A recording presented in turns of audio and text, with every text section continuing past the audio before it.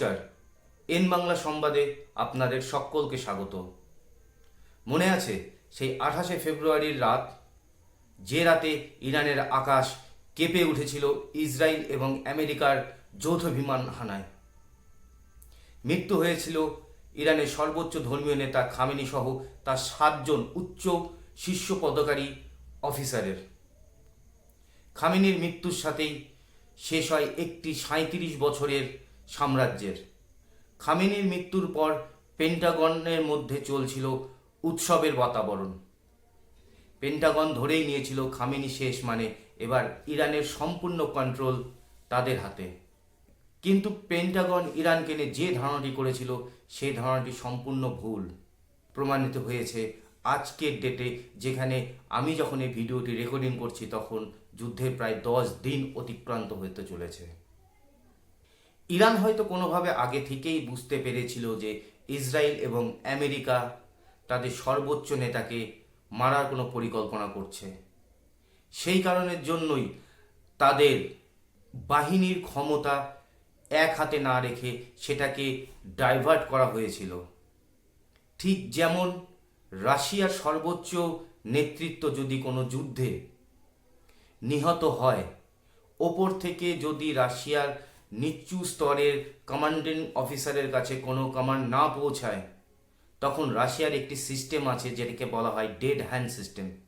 সেই system automatic active হয়ে যাবে এবং ছুটে যাবে সেই সকল মিসাইল রাশিয়ার শত্রু দেশে এবং ধ্বংস করে দেবে রাশিয়ার প্রত্যেকটি শত্রু দেশকে।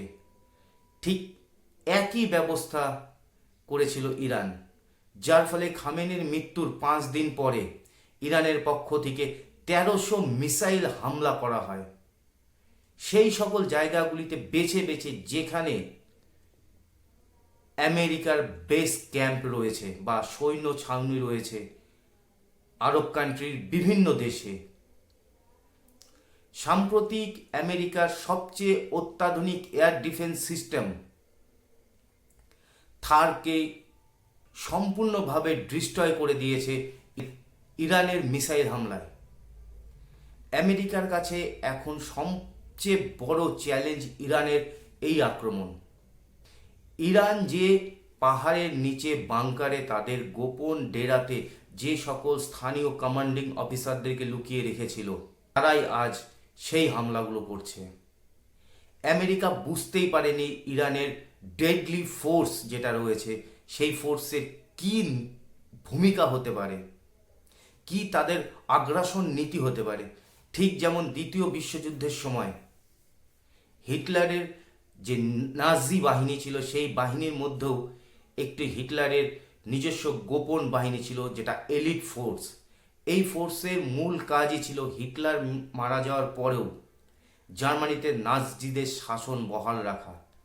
ঠিক সেই কাজটিই করছে ইরানের স্পেশাল বাহিনী, যারা ইরানের সর্বোচ্চ নেতৃত্ব মারা যাবার পরেও সেই খামেনির শাসনকে ইরানে অব্যাহত রাখবার জন্য তারা ক্রমাগত হামলা চালিয়ে যাচ্ছে আমেরিকার সেই সকল সাপোর্টিং দেশ যাদেরকে আমরা মিডল ইস্ট বা আরব কান্ট্রি বলি। ইরান এখন হামলা করছে আরব কান্ট্রিগুলোর জলের উপর, অর্থাৎ আরব দেশকে তারা জলে তৃষ্ণার্ত অবস্থায় মারতে চায়। আমরা সকলেই জানি আরব দেশগুলিতে কোনো নদী নেই, তাদের প্রধান জলের উৎসই হলো সমুদ্র। সেই সমুদ্র থেকে জল তুলে সেটাকে রিফাইন করে তাকে পানীয় জলে রূপান্তরিত করা হয়। ইরান এখন সেই আরব কান্ট্রির ওয়াটার রিফাইন সিস্টেমগুলোর উপরই হামলা করছে। তারা আরব কান্ট্রির মানুষকে শুকিয়ে মারতে চায়। মহা সমস্যাতে পড়ে গেছে আরব সহ ইসরায়েল ও আমেরিকা। মহা সমস্যাতে পড়ে গেছে, তারা এখন কি করবে। ইরান যত দিন যাচ্ছে তত তারা অ্যাগ্রেসিভ হচ্ছে, তাদের আক্রমণের ধরন বদলাচ্ছে এবং এই স্ট্রাইকের পর ইরান সম্পূর্ণভাবে হরমুজ প্রণালী বন্ধ করে দিয়েছে। হরমুজ প্রণালীর নিচে তারা মাইন বিছিয়ে রেখেছে। সেই রাস্তা দিয়ে যদি কোনো অয়েল ট্যাঙ্কার যায় তাহলে সরাসরি ইরানি বাহিনীর নিশানাতে আসবে সেই সকল ট্যাঙ্কারগুলি।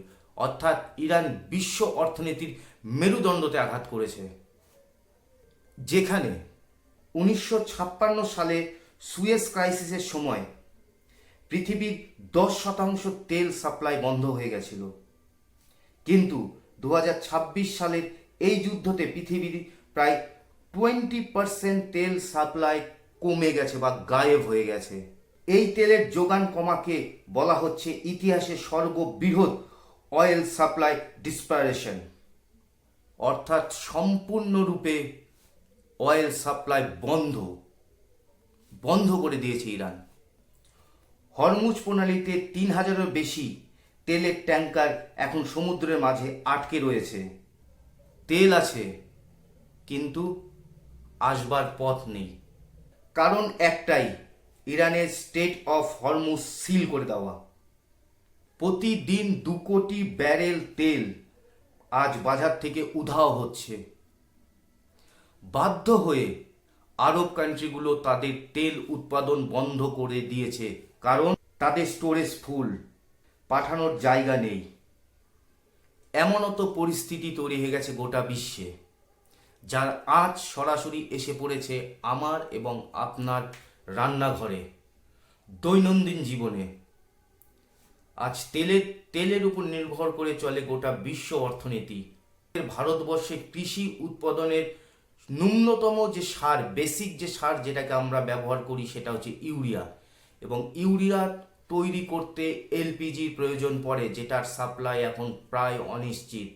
অর্থাৎ আগামী দিনে এলপিজির সাপ্লাই অনিশ্চিত হলে সেখান থেকে ইউরিয়া তৈরি করার সেই প্রসেসটি নষ্ট হয়ে যাবে, যার ফলে আগামী সিজনে কৃষি উৎপাদনের চরম ঘাটতি দেখা দেবে ভারতবর্ষের বাজারে। শুধু ভারতবর্ষের বাজারে না, গোটা বিশ্বে।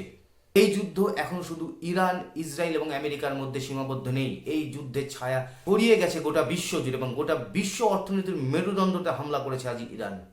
জানি না আগামী দিনে এই যুদ্ধের ভবিষ্যৎ কোথায় গিয়ে দাঁড়াবে। আজকের এই প্রতিবেদনটি এখানেই সমাপ্ত হচ্ছে। যদি আপনাদের এই ভিডিওটি ভালো লেগে থাকে তাহলে অবশ্যই চ্যানেলটিকে সাবস্ক্রাইব করে আমাদের সঙ্গে থাকুন।